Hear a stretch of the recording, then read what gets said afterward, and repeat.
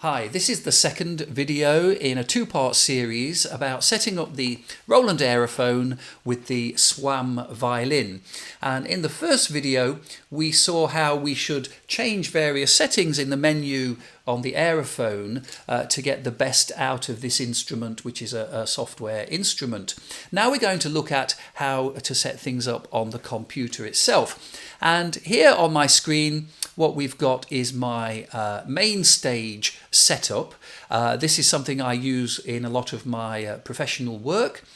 And what we've got here is a list of instruments down the left hand side. We have this interface here which is totally unique to my setup. Some of these things here are redundant because they're from things I've used before.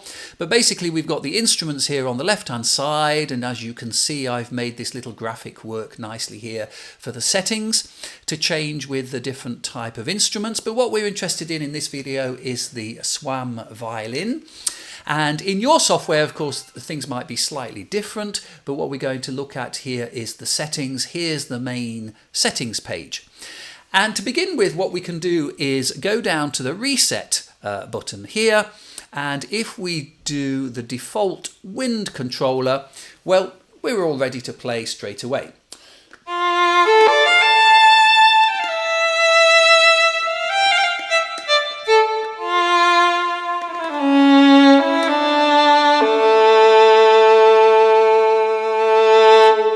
So already that responds nicely to breath control.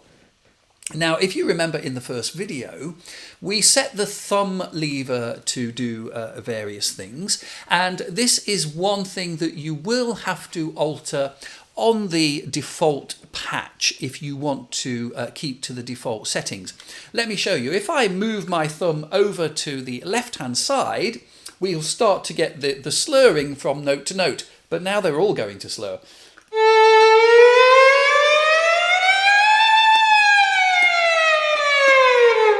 You'll end up sounding like a police siren.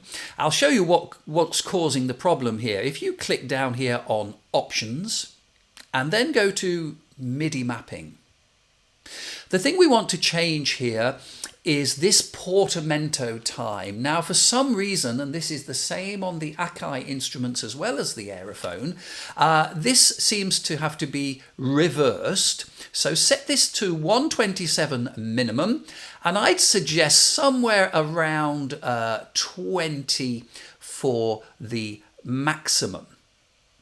Now you should be able to go back to the main screen.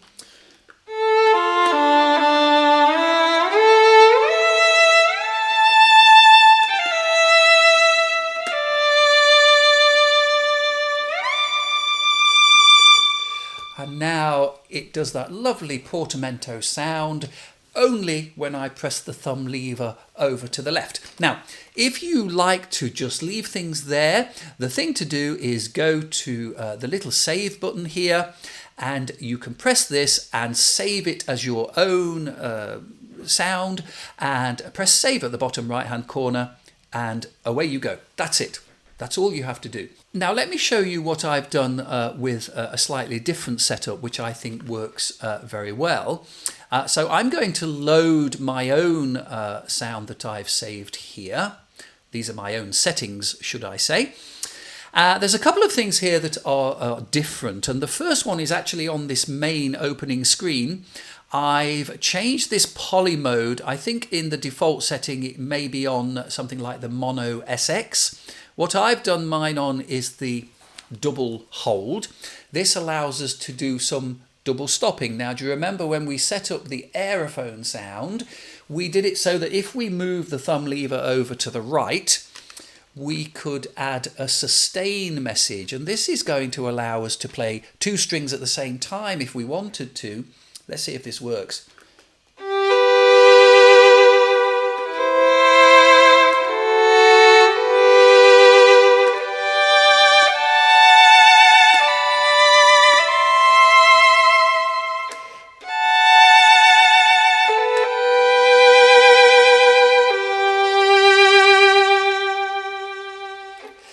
I'm what I'm doing, if you notice on the software there, I'm actually playing the first note just a tiny little bit before the second note with my thumb held over to the right.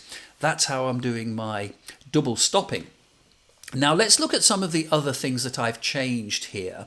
I've actually moved this double hold string selection to the second and third strings. It just sounds better so that you don't have to end up playing very high up on some of the lower strings, and I think that works rather well. And then over to the MIDI mapping page. Now this is where I've made quite a few changes. On the first one at the top here, the expression, well, that's been set to CC2 anyway. We're not going to move that. But here's the change, the first change I've made. I've changed the vibrato depth to also respond to CC2. Now, of course, the Aerophone and the Akai Iwi both can control vibrato from the lips, and we can set this to be exactly the same in this scenario as well.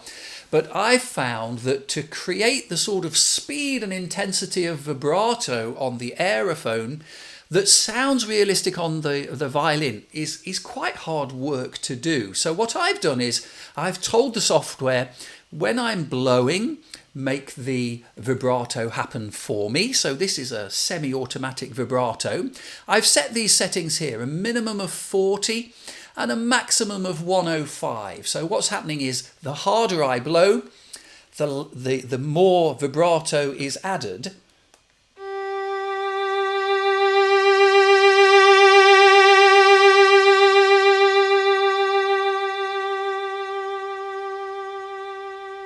You can hear it slowing down as I'm softer and speeding up as I go faster. I feel that works rather well.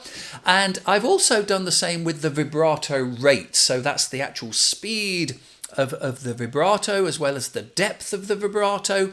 And these are the setting I've put here, 58 to 98. So it's only a little change just to give us some change in quality of sound. And here, the portamento time, just as we did in the setup before, we had these switched around, and I'm suggesting to leave this around the 20s mark. If you're playing a faster piece where you want some faster slides, you might want to reduce this number even more. Let's see what else I've got. I've actually added a little bow pressure to the sound, again, that responds to how hard I blow. I've set this to 55 and to 90, and I've also got some bow noise in there, 18 to 87, to add a little bit of grit to the sound when I blow a little bit harder as well.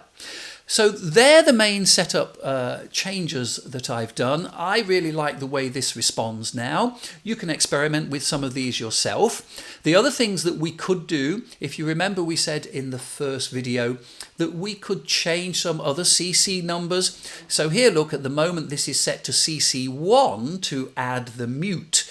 Well, we could program the Aerophone toggle switch there to add the mute if we wanted to on the thumb switch. We could even add the control of the harmonics here if we chose the CC21 on the thumb on the Aerophone. So there's some things for you to play around there, and in future updates on the Aerophone I think there's going to be even more that we can do with the thumb as well, so stay tuned to some videos for that. And of course, what we need to do before we leave this page here is back to the main menu and save our settings here as whatever name we want to, so that we can recall those names, those settings straight away. So I hope you found that a useful video, the last two videos on this SWAM violin. I'm going to do some other sample modelling instruments as well. Before we leave it today, what I'll do is I'll finish with a little demonstration of one of my favourite violin pieces, the theme from Schindler's List, which I'm going to play live, no changes or editing after the event, and this will just round off this video nicely.